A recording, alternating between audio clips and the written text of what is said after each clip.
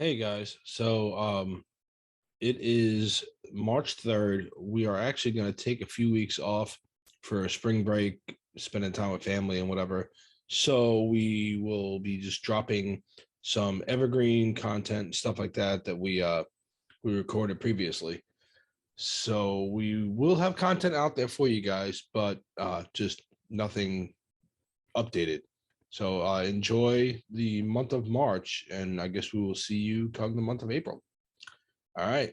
Comment and let us know what you think. Hit us up at whatifgeeks.com, whatifgeeks at gmail.com, Facebook, Instagram, Twitter. And we will see you in about a month.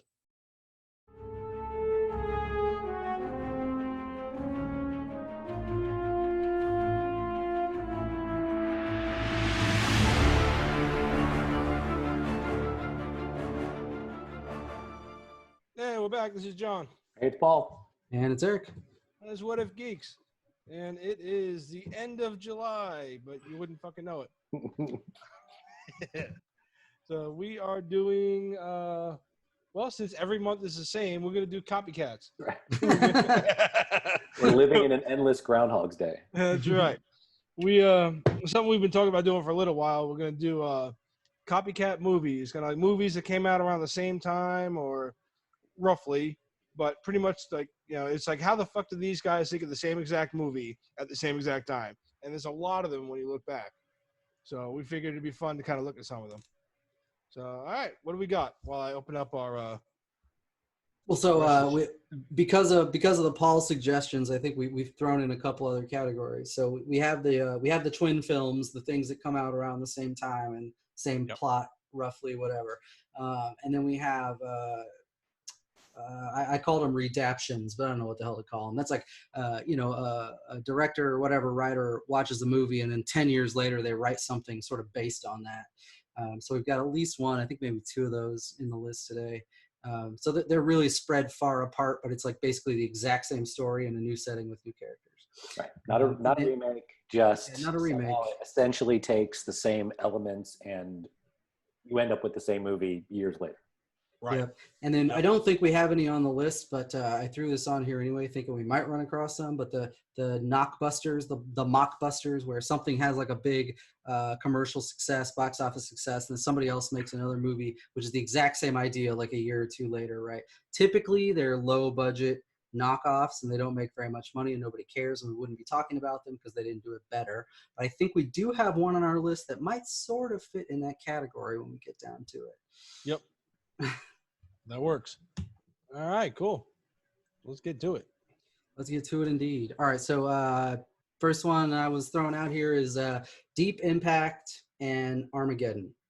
So those are twin films released just a month apart back in 98? 98. So there were, of course, other meteor movies that have happened, right, prior to that, and I'm sure they inspired this. There's some old 50s stuff like Day of the Sky Exploded. There was Meteor in the 70s, Night of the Comet in the 80s. And then after this, I guess, there was Seeking a Friend for the End of the World, which was sort of a comedy about a love comedy, a romantic comedy? Yeah. Sure. A love comedy? A love comedy. So anyway, Deep Impact was the first one of these to come out, and that was in May of 98. And so it had Robert Duvall, Tia Leone, Elijah Wood, Morgan Freeman. It was directed by Mimi Leader, but who, I don't know, most people probably don't care about. But Morgan Freeman and Steven Spielberg were on as executive producers for that. So it ended up doing $349 million in the box office and a budget of $75 million, so pretty good. But if you go back and look at the Rotten Tomatoes or IMDb scores, they're pretty god-awful. 45% critic score, 43% user score. Nobody seems to have liked that movie very much. But the amusing part about this is Armageddon is the other one we're talking about here. That was released in June of 98, so a month later, a little over a month later. That had Bruce Willis, Billy Bob Thornton, Ben Affleck, Liv Tyler, Steve Buscemi, Owen Whitlock, like the all-star cast of the century, right? Michael Bay directed, Jerry Bruckheimer produced, J.J. Abrams wrote the screenplay for it. It made $554 million. on a $140 million budget, and most of that extra budget is because of all the damn stars. But the user scores are abysmal. Critic scores are abysmal, 38%. User scores are much higher at 73%. So people really like that movie, but critics hated it. And it was just a month later. That might be a driver for why they hate it so much, but I'm not really sure. But anyway, these movies share common themes, right? Meteor event. Everybody on Earth is useless and helpless and can't do a goddamn thing. And I think in one of them, it takes a kid to figure out the meteor is even coming, right? And nobody believes them until like a year later. And then when it comes down to fixing it, it has to be a small group of guys that have to go do it, right? They're the only ones that can do it. They're sort of feeding off the like 60s astronaut phenomena thing, right? Like we have to have this little group of superheroes. They're human, but they're heroes, right? Right. And then both the only one qualified to do it. Exactly. And both of those movies end with an ultimate sacrifice. Although in one case, I think it's multiple people, and in the other movie, it's just one person, right? I think in Armageddon Bruce Willis is the only one that has to die. But in Deep Impact, I think a couple of the team members die leading up to getting there because of like outgassing or whatever. And then the rest of the team ends up dying when they insert their thing into the outgassing crevice or whatever and blow it up with the. I thought Deep Impact it hit the Earth. No, I think pieces of it because they first go on the surface and I think they try to drill into it and put explosives in and it doesn't work and they end up busting it up and then it busts up into multiple pieces and some of them come down and hit the Earth and they cause like mega tsunamis or whatever. Right. But in the end, there's still two big pieces that if they hit the Earth, everybody's going to die. And I think that's when the team goes and inserts their ship into the middle of it. And Got it. Something along those lines. Okay.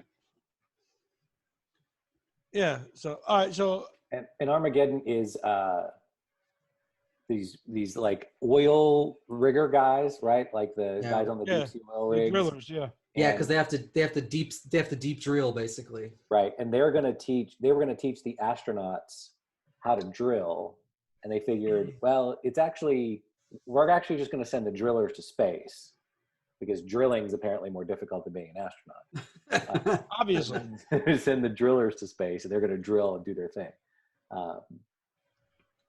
Yeah, you guys are going to die. We'll go do it. So I'll say this. I mean, I already know where my vote's going on this one, on who did it better. But, I mean, first of all, the all-star cast, yeah. But on top of that, Liv Tyler and Aerosmith music, you got me. And Steve Buscemi going, like, nuts for some sort of, like, he has some sort of space crazy or something. Yeah, he gets dementia out there, yeah. You can't go wrong with Steve Buscemi. I definitely, my vote would be for Armageddon. And it's over the top and ridiculous, like every Bruckheimer movie. Yeah. Michael Bay, it's definitely Deep Impact at least tried to stay like pseudo-scientific. Armageddon was like, fuck it. Yeah. That ain't what this is. Yep. We know what we are. That's right. Let me see. All right, well, that one's easy, I guess. So Armageddon did it better then? We all agree on that?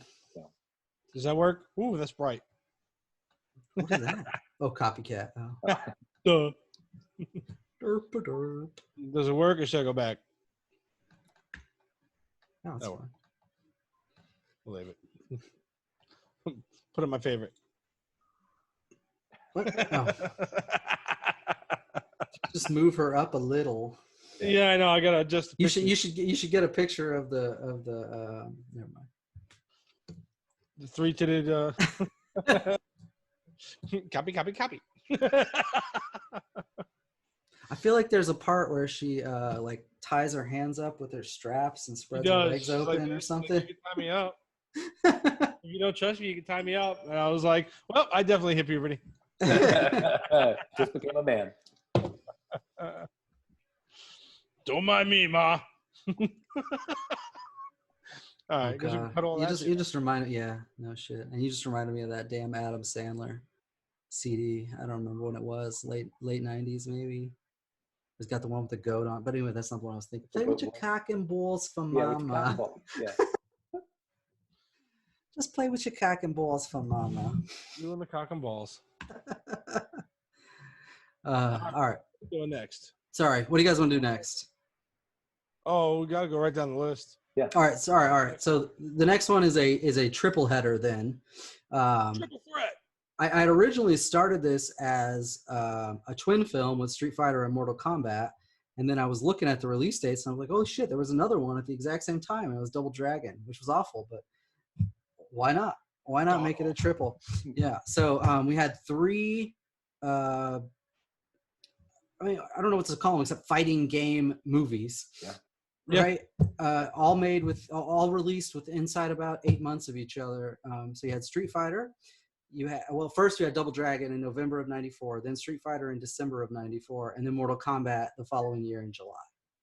And so they were all based off the same concept. Apparently everybody had the same fucking idea at the same fucking time, and they were just going to make the same movie. So there it is. Now, what's interesting about this is there's not much of a story in those games at that point in time. So they just sort of made some shit up. And, Well, no, Double Dragon itself, the game, had a story. Well, I mean, The okay. two guys, the girlfriend gets kidnapped by Yeah, the the girl Yeah. gets kidnapped, and the two guys go to fight to go get her back. Then there's like some weird shit where, like, spoiler alert for a movie you're not going to see, or for a video game you may never play. But it's like one of the brothers becomes the bad guy or some weird shit like that. Or I'm thinking of two different games, but I'm pretty sure it was Double Dragon. At the end, he fights his brother. I don't even remember that I don't for sure. remember. And it's not worth mentioning. But I just did it because that's what we do here. All right, so Double Dragon did have Robert Patrick and Alyssa Milano in it, so I guess it's something going for it. But it's sadly almost $8 million in budget and only made about $4 million in the box office. Rotten Tomatoes scores are 13% from critics and 26% from users. Pretty terrible. Now, that's not to say the others did a whole bunch better. In fact, one of them did worse. But Street Fighter, that had Jean-Claude Van Damme, Raul Julia, and Ming-Na Wen. There might have been a couple more people in there that were famous, but I couldn't remember if there was or not. So it is what it is. But that one actually at least made its money back. It did almost $100 million in the box office, and the budget was only 35. The Rotten Tomato scores, though, were actually worse. 10% critics, 20% users. I think we've talked about this, that movie in particular in previous episodes. I don't think we hate it that much, but it is not a great example. No, but Back I to know Double Dragon for a minute. You know what I had forgotten? Because as I looked at the title, it's got Scott Wolf from Party of Five in it. Oh yeah, it does. Oh yeah, that's right. That's right. Why am I Double Dragon. forgetting Yeah. who's in that? All right, sorry. Yeah, no, Double Dragon had him in it. Now Street Fighter, I know when we talked about video game movies, and I'm going to butcher the quote because I don't have it in front of me now, but it does have one of the best lines ever by Raul Julia's M. Bison when he tells Chun-Li, she's after him because he destroyed her village and killed her father, and he's like, the day M. Bison came to your village was the best day of your lives and started a path for all of your people. For me, it was a Tuesday. Yeah. Yep. You almost got it perfect. That's actually a really good memory, John. Yeah, thanks. The day Bison graced your village was the most important day of your life, but for me, it was Tuesday. Hey, all right. I'm better than I thought. Somebody tell my wife. And then you've got Mortal Kombat. Yeah. Yeah, the only person famous I can remember in that was Christopher Lambert, who played Raiden. And you wouldn't even know it was him. Well, I mean, I guess you would in the beginning, but you know what I mean. So I don't think there was anybody else famous in that, though. Was there anybody The girl else? who played Sonya Blade was, I forget her name now, but she was in quite a few movies back then. She was in Billy Madison with Adam Sandler to tie in Adam Sandler to this thing. She was the hot teacher. Oh. I remember, she was smoking hot, and then she just decided, all right, I'm done. I'm gonna raise a family, and I mean, God bless her, but I miss her. Oh, it's Pete Sampras's wife, Bridget Wilson Sampras. Bridget Wilson Sampras. Yes, yes. Thank you. Yeah, Bridget she Wilson. popped up in quite a She few. hadn't met Pete Sampras by that time. Right. Almost did not film it either. I forget. I think they wanted Cameron Diaz for it. I was reading that they wanted Cameron Diaz for it because she had just appeared in The Mask, and everyone was like, "No, she's going to be a star. We want her, whatever." And Bridget Wilson had already like tried out for the part, but then Cameron Diaz went to go do something else. Oh no, she broke her arm or a collarbone or something in an accident, like riding a horse or some shit. And they called her up and was like, hey, all right, get to the island, let's go. Yeah. So like she hurried up and showed up and had to like learn all the fighting on the fly. And like, but she did like all her own stunts and shit too. Pretty badass. Nice. So I think that was the only one of the group that really was a box office success. Had 122 million on a $20 million budget. Yeah, that's Also, the scores are still not good from the user community. 47% critics, 57% from users, 5.8 on IMDb. So not that many people really liked it still. Yeah. No, but out of these three, yeah, I'll give the win to Mortal Kombat. I would too, you know, and it's funny because the common themes in here is it's based on a video game, but I think they all have really weak plot lines, questionable acting, and they were generally poorly received by everybody. So it's the problem with that's the commonality. We've identified this before in video game movies is you want to make this thing that's already successful in this area of entertainment. So you want to port it over to here, but there's no story behind a fighting game. There's not a ton of story behind most games, but a console fighting game is even worse. And so you have to make up some bullshit. Yeah, they try their best to make up some type of reason for them to be fighting. And right. And I suppose the whole like, okay, tournament to open a portal, I mean, I get it, kind of, but wouldn't you just like sacrifice a bunch of people, open a portal, and come in with an army? I mean, hi, Endgame. It works, but yeah, I still give it to Mortal Kombat though. We're not going to talk about Mortal Kombat Annihilation. No, but we will get into at another date. They've been talking more and more about the reboot of Mortal Kombat. Could be good. We shall see. Anyone still playing Mortal Kombat? No, not me. No. Nope. All right. Finish him.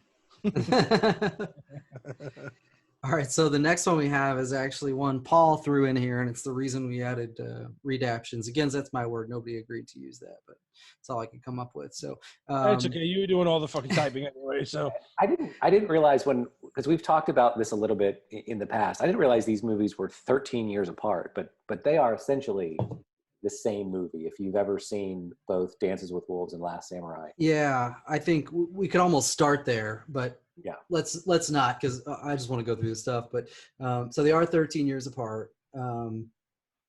Dances with Wolves was in 1990, and Last Samurai was in 2003. Dances with Wolves, of course, has Kevin Costner, Mary McDonnell, and Graham Greene, who plays the I guess he's the leader, right, of the Lakota tribe, I think it's called. So Costner directed this, and Michael Blake, who wrote the original novel, also did the screenplay. So you got a rare case of a direct adaptation from an author, which I think probably boded really well for it, although we don't have a lot of examples of that to compare against. But it did $424 million in the box office, which is a hell of a lot for 1990. And the budget of the film was only $19 million because they really didn't have to do any complicated sets or anything.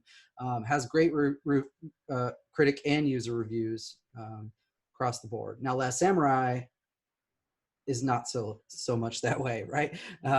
Tom Cruise and Hiroyuki Sanada, who has been in a lot of side roles in various movies.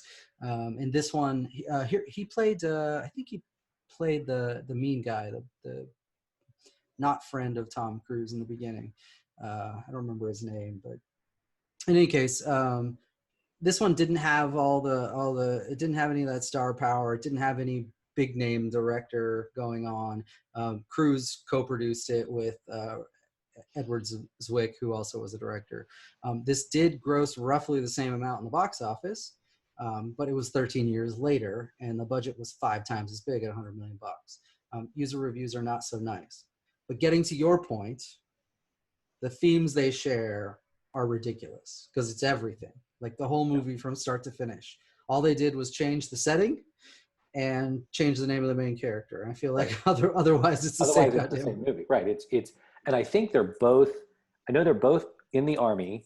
They may both be set around the time of the Civil War. Yeah, they're both Civil War vets. Yeah, so they're both Civil War vets that are sort of disheartened and disencouraged.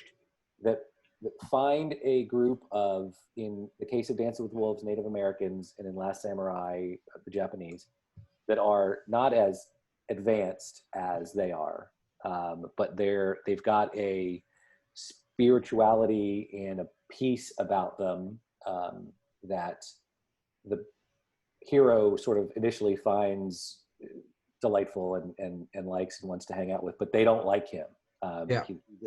They are outsiders to these people. They both fall in love with one of the local women. I think both are widowed. Both are widowed, yeah. Both get killed because of an attack from that outside power that they're fighting against, yeah. And they both decide that they're going to sort of take on the practices and the ways of the Native Americans or the Japanese, and eventually they are not just accepted, but they fight against the very army that they were once part of. Yep, pretty much. Yeah, I think that pretty much sums it honest, up. I have not seen The Last Samurai, but after reading and talking about it, I did see it 13 years prior to it being made. Yeah, and there's even a few more things that are commonalities in this. Like both of them have sort of a tough guy in the local tribe that hates them and doesn't want them there. And then by the end of it, they're like best friends. Yeah, and it's not the chief; it's not the chief. Yeah, another guy, but right high up. Yeah. And both of these have one of those sort of perfect happy endings where the group finally accepts them for what they are. They win their love interest in the widows, and they just settle down and have like a happy, peaceful life until they die. All right. So who do you guys give it to then? Who did it better? Normally I would probably give it to a samurai movie, but this isn't really a samurai movie. So in this case, I'm going to give it to the original. Yeah, the one who did it first, I think. Yeah. Dances with Wolves did it better. All right, so yeah, I would give it Dances with Wolves because that's the one I saw. But well, that makes it easy. Yeah. All right, so I'm going to have the exact same problem as you two on the next one because, well, you already know that I haven't seen Olympus Has Fallen because I didn't know Angel Has Fallen was part of the trilogy. But we have White House Down versus so amazing. Yeah, Olympus Has Fallen. So again, twin films. They were like 3 months apart when they were released back in 2013. Olympus Has Fallen stars Gerard Butler, Morgan Freeman, Aaron Eckhart, Angela Bassett. And Morgan Freeman, by the way, is the speaker in that one, not the president yet. He becomes the president in Angel, the only one I've seen of the trilogy. So it did fairly well in the box office, I guess. I mean, they more than doubled the budget, but I mean, it wasn't that great. Critic reviews are awful. User reviews are decent. On White House Down, on the other hand, you've got Channing Tatum, Jamie Foxx, and Maggie Gyllenhaal. So White House Down is directed by one of the least known, but probably one of the most popular in Hollywood anyway, directors there is, Roland Emmerich, who did, weirdly, Stargate, Independence Day and its sequel, the 98 Godzilla movie, The Patriot, Day After Tomorrow, 10,000 BC, 2012 disaster movie, and the recent Midway, which was super popular. So he has to his name more than $1 billion worth of box office gross, and I don't think most people have ever even heard that name. All right, but because of the 98 Godzilla, wait, no. Yeah, that's the one with Matthew Broderick, right? Yeah. Yeah, that one, and the fact that I got to constantly see The Day After Tomorrow in 2012 played in my fucking house, and my daughter will not stop watching End of the World movies. Fuck him. Anyway. I don't know what to say. It's just funny. It's But I just funny digress. how many at least moderate box office successes that guy has under his belt, and you never hear his name mentioned. Yeah, it's only like people like us that are like kind of into watching movies and paying attention to who's doing what. We kind of like know his name. But you're So right.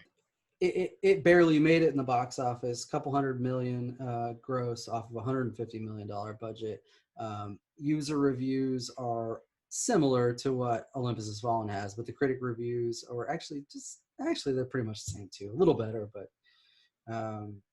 really the common theme here is just terrorists attacking the White House, which we've seen in other movies too, but these two happen to be right on top of each other. So Yeah, and they're terrorists attack the White House, and it's up to one lone guy to really save the day. I mean, I know Jamie Foxx is in White House Down, but it's really a Channing Tatum saves the day movie, and some people come to help Gerard Butler at some point, but it's mostly Gerard Butler. And Mostly I think and Channing Tatum's a cop who just happens to be in DC for a tour of the White House when the terrorists happen to attack. He's been trying to join Secret Service Yeah. for a while, and he keeps putting in a package and getting denied or whatever, some shit like that. Yeah, and Gerard Butler is a Secret Service agent who was on the presidential detail. First Lady was killed in an accident. He sort of blames himself, and he's still in the Secret Service, but he works at Treasury or something like that, and sees an attack starting to happen from his office at the Treasury Department, and then it like runs down to the White House. Yeah. Well, the only thing I can say about these two movies is I watched both of them. I enjoyed both. However, Olympus Has Fallen has had 2 sequels. No. And White House Down. Why? Maybe because one of the last things that happens in White House Down is Channing Tatum's daughter, who we all know how I feel about child actors, comes running out with a flag to wave off an airstrike. No. and it's tied into the fact that he missed her flag waving cheerleading routine. That's how the movie ends with, Daddy, did you see my routine? And goes, yeah, I saw it. Because she waves off a fucking airstrike. Fuck you. No, that's not how any of that works. But up until that point, they kind of it was a decent movie, and then I just kind of like, this is what we're doing now. Yeah. Really? Again, child actors ruin most movies. Fight me. You're not wrong. All right. So I go for Olympus Has Fallen. Except in Good Boys. Right. Yeah. Like I said, 10% of the time, they're okay. All right. I give it to Olympus Has Fallen. Yeah, me too. I'm not going to argue. I haven't seen Olympus Has Fallen, so.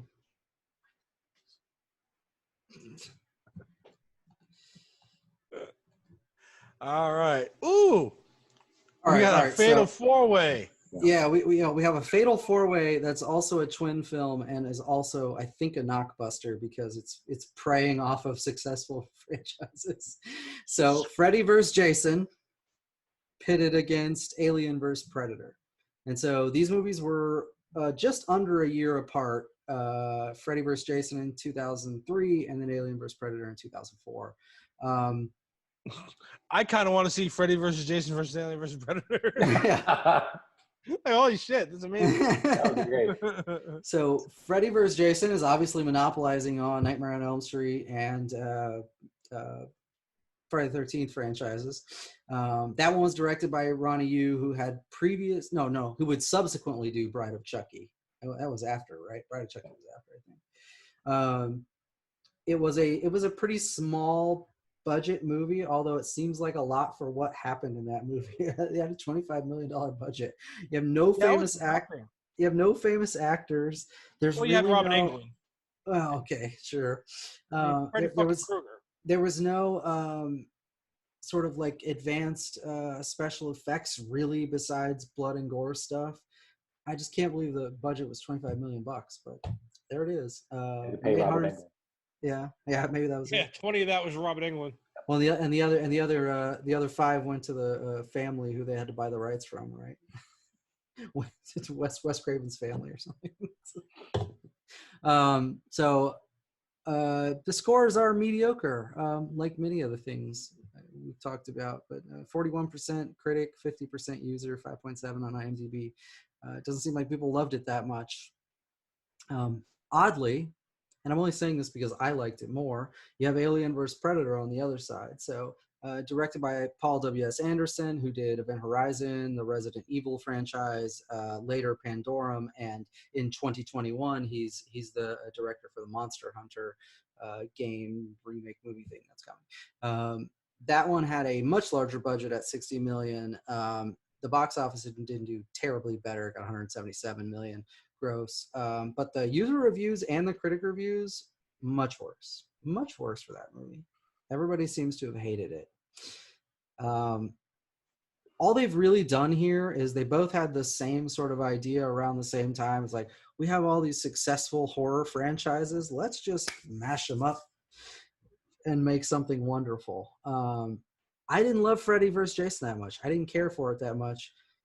The two of them were fighting, and all the ancillary gore and stuff was just those people getting in the way. Yeah. And yeah, I would agree. The two of them fighting wasn't all that interesting. It could have been done a lot better. It could have been. I was hoping they would have done something more. I think I enjoyed it just for the fact that people have been talking about this kind of shit for years, and they finally did it. So for me, it was cool that way. But outside of that, they definitely should have done it like a decade earlier. Yeah, there's some nostalgia to it that you're like, all right, I've always wanted to see these two fight. Who would win? All right, let's do it. Yeah, but it's not a good movie. No, it's not. And I didn't see Alien The versus chick Predator. does a slow motion run with the 2 torches down. Come on. Like, you were trying to go big Hollywood and something that should have been a schlock fest. And so then on the other end, you have the Alien vs. Predator movie, which is also not good. And I feel like the aliens should just whoop the Predator's ass personally, and it should be over. But that's not how it went down. But it also makes sense that the Predators would want to hunt the aliens, right? Like that is a logical. Oh yeah, line. no, that's way more logical than Freddy versus Jason. Yeah, but it's really 3 Predators versus how many aliens are there? I don't even. How many xenomorphs are there in Alien vs. Predator? I forget. There's quite a few though, right? In any case, they tried to do a weird side plot on that with those people, Lex and I don't remember the other person's name, but they're like translating pyramid hieroglyphs, right? And predators have been visiting Earth for thousands of years, and they do this whole like side storyline thing, and I'm not sure why they needed it, really.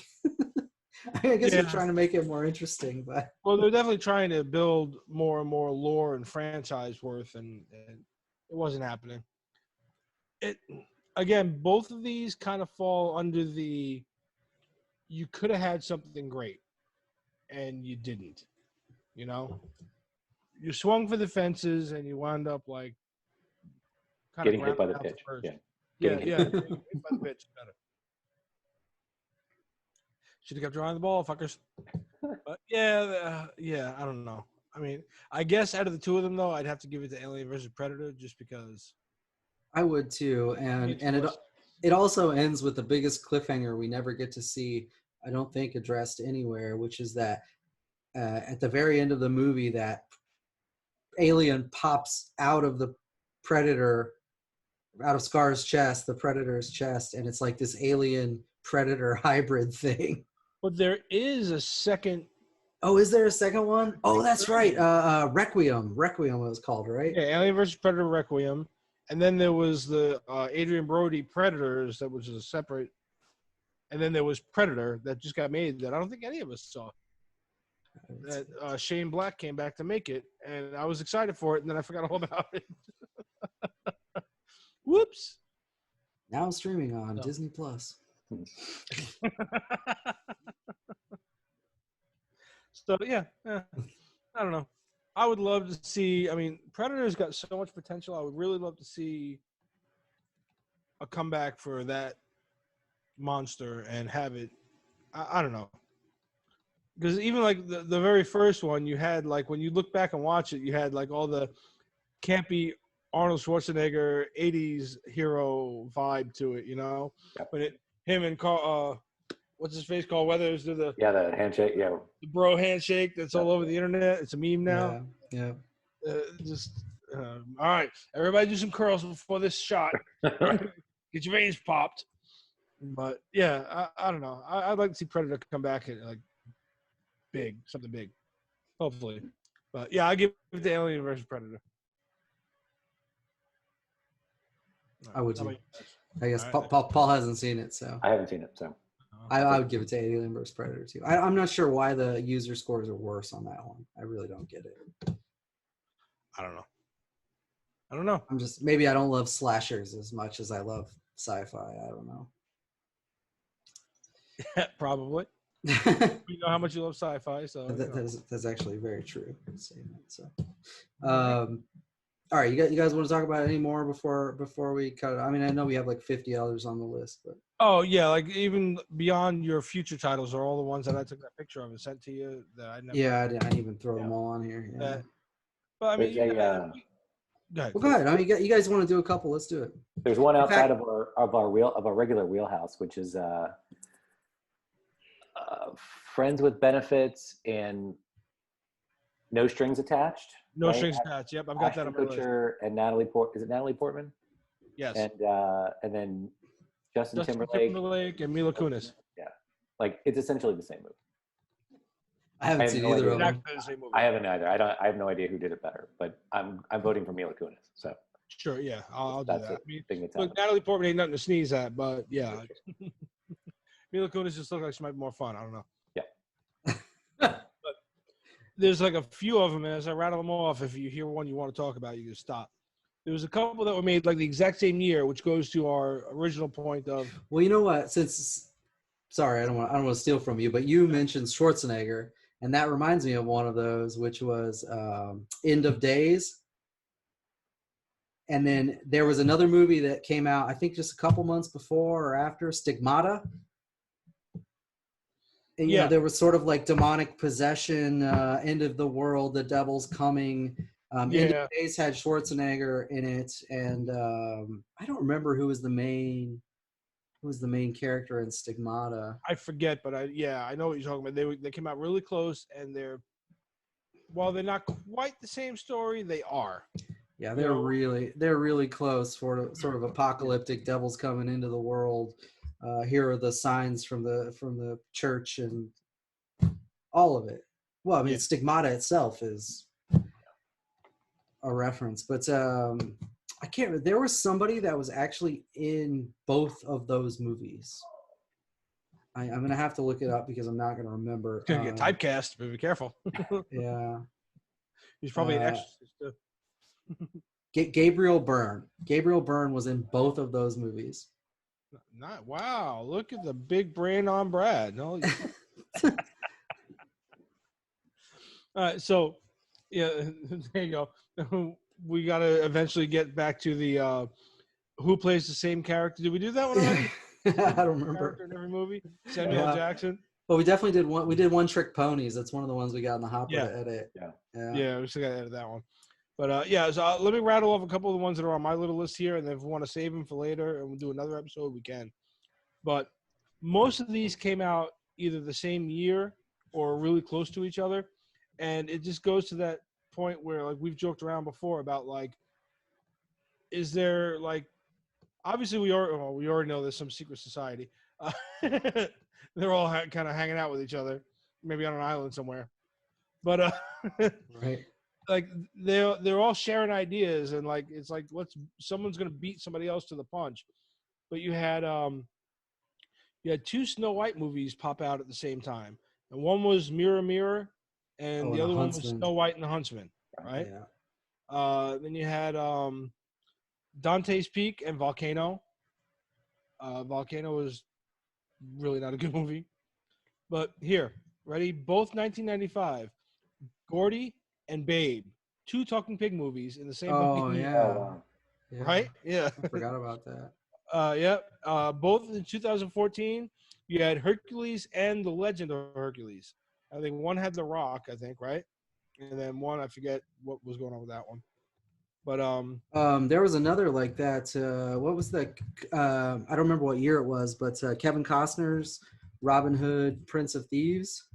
yes. And then that same year, Robin Hood came out. Yeah. With shit, who played Robin Hood in that movie? I forget. Yeah, but yeah, you're right. But then we had Chasing Liberty and First Daughter in 2004. They were both movies about like The first the daughter. president's daughter. Yeah, dealing with First Daughter, dealing with like Secret Service and whatever. Again, not in our wheelhouse, but still.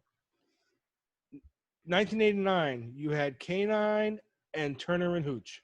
Oh, Turner. Oh, Hooch, yeah. Turner and Hooch. Remember that, right? Yeah. Same fucking movie. Yep. You got Jim Belushi in one with a German Shepherd, right? Jerry Lee, and then you had Turner and Hooch, Tom Hanks, and giant, fucking whatever that thing was. Borghese, some shit like that. But Yeah. I don't know how to pronounce it. Giant slobbery dog, and really, I mean, out of the two of them, I think I would probably go with Turner and Hooch. But yeah. And then there was like all right, Megamind and Despicable Me both came out at the same time, right? 2010. And then the last one I got on here is 2005 and then 2006. 2005 was Madagascar by DreamWorks, and then 2006 and then The Wild. The Wild. Yeah. Same exact fucking movie. A lion that is in a zoo and wants to go see the wild. Same fucking movie. Yeah, there's definitely a lot of these, and I think it's worth having maybe another episode down the road to discuss them in more detail. But you remember the Truman Show with what's his nuts? Jim Carrey, one of his only serious roles. And then later that year, Ed TV came out, which had Matthew McConaughey as the lead guy in a reality show. Except he knew he was in a reality show, but it was still like the same, like follow a guy around in his life. Oh, that's not going to be interesting, but everybody loves it. You know, that kind of thing. They really played it out. Then these aren't the same, but I feel like they're on the same vein. So Book of Eli and The Road, which are both post-apocalypse, guy sort of traveling to make his way kind of thing. Now one of them is a man with a son, and the other one is a blind guy who you don't know is blind. Sorry, spoiler alert. With Mila Kunis. Yeah. But Ants and A Bug's Life. Right. Yeah, I had that on here too. Yeah, so supposedly the idea for Bug's Life was stolen because they're only released 6 weeks apart for starters, which is insanely close considering one came from Pixar and the other came from was it DreamWorks? DreamWorks, I think. Did the other one? I think A Bug's Life is Pixar, and yeah. I think you're right. Yeah.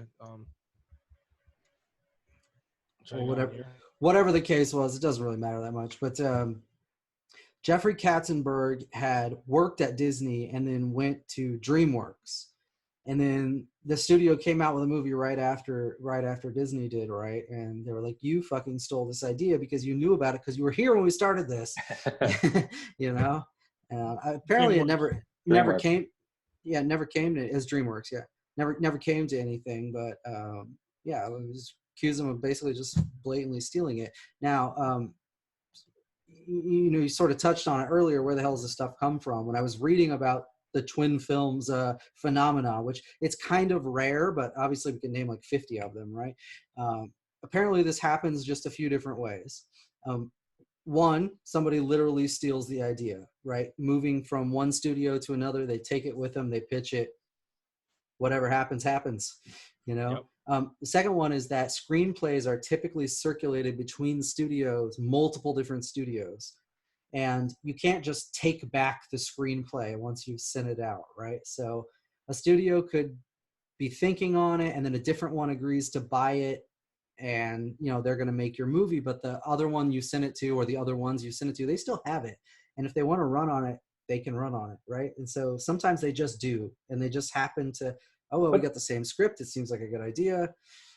But at that point, once you, because I'm sure the studio would be like, I want to buy this screenplay, and they're like, well, Disney already bought it. They're like, oh shit, well, let's just sort of make something like this. Yeah, exactly. You couldn't make that movie, but you'd have to go like they try to change some of the names, and and then the other way this happens is just because of like events that are happening in the world, and both studios decide to go after something, right?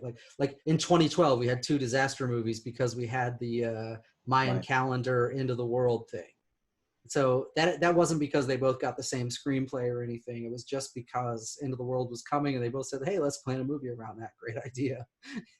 You know? Yeah. And so that's how they can roll out. Now I have to assume, because of how similar some of these are, that the industrial espionage or the people stealing ideas and walking to another company is the vast majority of the ways this happens. Oh yeah, it's gotta be. Some of them are just wickedly close, and it's just like, no way.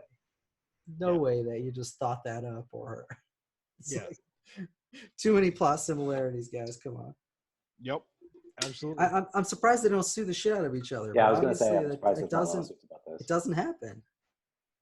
Well, at least I don't know about it happening. Yeah, you never hear about it. But I don't know. I guess they just drop them and let them fight it out. Yeah, may the best man win in the box office, I guess. Yeah. Well, yeah. So, all right, cool. So I guess we've got fodder for another episode. But Eric's gotta get out of here. He's got things to do. And I do. So we will. I guess we'll catch up next week, huh? Sounds good. Yep, next week. Sounds like a plan. All right. Well, everybody, that's been it. Like, subscribe, hit a bell. Go ahead and hit it twice since it's a copycat. Hit us up on Facebook, What If Geeks, whatifgeeks.com. Email us, whatifgeeks@gmail.com, Instagram, Twitter, and all that shit. All right, that's it. Good night, Tony. Good night, Scott Wolf, star of Double Dragon. That's one. Good night, Channing Tatum, and to your beautiful daughter too. And for the Truman Show, if I don't see you tomorrow, good morning, good afternoon, good night. And good night. Yeah.